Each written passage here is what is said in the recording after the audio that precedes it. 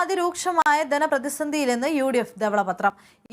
ഈ സ്ഥിതിയെങ്കിൽ കടം ഭാവിയിൽ 4 ലക്ഷം കോടിയിലെത്തും. കേന്ദ്ര സർക്കാരിന്റെ വികലമായ നയങ്ങളെയും റിപ്പോർട്ടിൽ വിമർശിക്കുന്നുണ്ട്.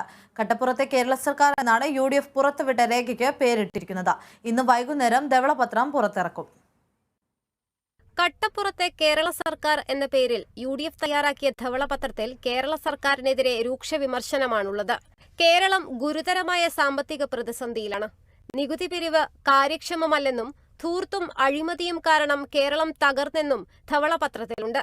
ഈ സ്ഥിതിയെങ്കിൽ കടം ഭാവിയിൽ 4 ലക്ഷം കോടിയിലെത്തുമെന്നും UDFന്റെ ധവളപത്രത്തിൽ പറയുന്നു. കടവും ആഭ്യന്തര ഉൽപാദനവും തമ്മിലുള്ള അനുപാതം 30% താഴെയെങ്കിലും നിൽക്കണം. എന്നാൽ 2027 ആകുമ്പോഴേക്കും ഇത് 38.2% ആകുമെന്നാണ് RBI പ്രവചിച്ചത്. ആ പ്രവചനങ്ങളെല്ലാം കവച്ചുവെച്ച് ഇപ്പോൾ തന്നെ അനുപാതം 39.1 കഴിഞ്ഞെന്നും വലിയ സംസ്ഥാനങ്ങളെക്കാൾ ഇത് അപകടകരമാണെന്നും UDF ധവളപത്രം പറയുന്നു. ഒന്നാം ധവളപത്രത്തിൽ 2019 പ്രവചിച്ചതുപോലെ കിഫ്ബി ഇപ്പോൾ നിർജീവമായി കഴിഞ്ഞു. കഴിഞ്ഞ വർഷത്തെ കണക്കനുസരിച്ച് കിഫ്ബിയുടെ പക്കലിപ്പോൾ 3419 കോടി രൂപ മാത്രമാണുള്ളത്. ഇതുകൊണ്ട് എങ്ങനെയാണ് 50,000 രൂപയുടെ പ്രഖ്യാപിച്ച പദ്ധതികൾ നടപ്പിലാക്കുന്നതെന്നും UDF ചോദിക്കുന്നു.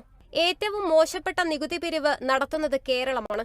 സർക്കാർ സാധാരണക്കാരെ മറന്നു പ്രവർത്തിക്കുന്നത് കാരണം മുടങ്ങിയ പദ്ധതികളും റിപ്പോർട്ടിൽ അക്കമിട്ട് നിരത്തുന്നു. കേന്ദ്ര സർക്കാരിന്റെ വികലമായ നയങ്ങളെയും റിപ്പോർട്ടിൽ കുറ്റപ്പെടുത്തുന്നുണ്ട്. CP ജോണിന്റെ നേതൃത്വത്തിൽ NK Premachandran, N Shamsuddin, Mathew Kuzhalnadan, KS Sabarinathan, PC Thomas, G Devarajan തുടങ്ങിയവർ ചേർന്നാണ് ധവളപത്രം തയ്യാറാക്കിയത്.